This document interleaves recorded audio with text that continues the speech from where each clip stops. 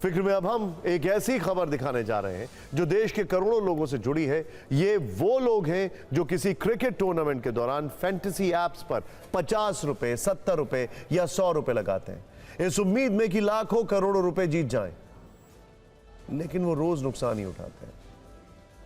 हालांकि आने वाले वक्त में शायद ऐसा ना हो और उसकी वजह है the promotion and regulation of online gaming bill 2025, जिसकी विस्तृत रिपोर्ट कल हमने आपको इसी शो में दिखाई थी। यह बिल देश में चल रहे बहुत सारे फैंटेसी स्पोर्ट्स एप्स या फिर money based online gaming apps का गेम ओवर कर सकता है। इसमें ड्रीम 11 के साथ साथ रमी और पोकर जैसे गेमिंग ऐप शामिल हैं। खास बात यह है कि कल लोकसभा के बाद आज राज्यसभा में भी यह बिल पास हो चुका है। पिछले कुछ वर्ष में भारत में ड्रीम 11 और माई 11 सर्कल्स जैसे फैंटेसी स्पोर्ट्स का चलन बहुत ज्यादा बढ़ गया है, क्योंकि इन्हें बड़े बड़े नामी क्रिकेटर्स या फिर हस्तियां प्रमोट करती हैं। सिर्फ भारत में ड्रीम 11 ऐप के 22 करोड़ से ज्यादा यूजर्स हैं।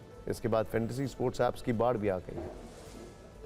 सरकार का कहना है कि रियल मनी गेम्स इसलिए बंद करना जरूरी है क्योंकि इससे लोगों को न सिर्फ मानसिक नुकसान हो रहा है बल्कि आर्थिक नुकसान भी।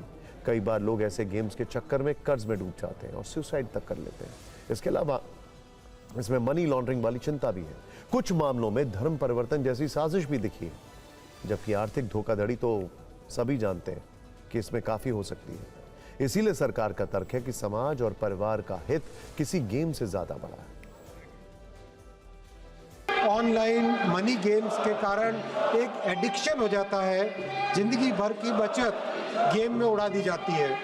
फ्रॉड और चीटिंग एल्गोरिदम्स ऐसे होते हैं कि पता नहीं चलता कि कौन किसके साथ खेल रहा है, और एल्गोरिदम्स ओपेक एल्गोरिदम्स होते हैं, हार निश्चय हो जाती है। मनी लॉन्ड्रिंग हो रही है, टेरर सपोर्ट हो रहा है। वर्ल्ड हेल्थ ऑर्गेनाइजेशन ने अपनी रिपोर्ट में स्पष्ट कहा है, उन्होंने इसको ऑनलाइन गेमिंग का डिसऑर्डर एक नया घोषित किया है। इस बिल में ई स्पोर्ट्स को प्रमोट किया जाएगा, उसके लिए एक अथॉरिटी बनाई जाएगी और इसको एक लीगल रिकॉग्निशन मिलेगा। इस बिल में ऑनलाइन सोशल गेम्स को प्रमोट किया जाएगा, इनकरेज किया जाएगा, अथॉरिटी बना के। ऑनलाइन गेमिंग की पूरी दुनिया के 2/3 सेगमेंट को इस बिल में प्रमोट किया जा रहा है। ऑनलाइन मनी गेम्स के पीछे ताकतवर लोग हैं, कोर्ट में भी चैलेंज करेंगे, मीडिया और सोशल मीडिया के माध्यम से कैंपेन भी करेंगे। लेकिन जब हमारे युवाओं और मध्यम वर्ग के परिवारों को बचाने का विषय आता है तो मोदी जी के लिए प्राथमिकता केवल और केवल मध्यम वर्ग के परिवार और युवा है, नौजवान है। आज ऑनलाइन गेमिंग पर हम आपको फिक्र की फैक्ट शीट भी दिखाते हैं, जिससे आपको पता चलेगा कि इस बिल का असर क्या होगा। ध्यान से देखिएगा। एक अनुमान के अनुसार भारत में ऑनलाइन गेमिंग मार्केट अभी करीब 32,000 करोड़ रुपए का है और इसमें से 86% रेवेन्यू रियल मनी फॉर्मेट से ही आता है।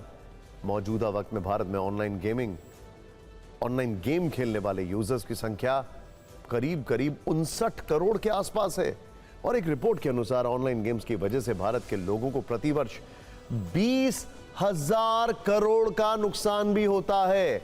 ऐसे में सरकार अब ऐसी नीति और नियत से काम कर रही है जिसमें लोगों को इस जाल में फंसने से बचाया जा सके।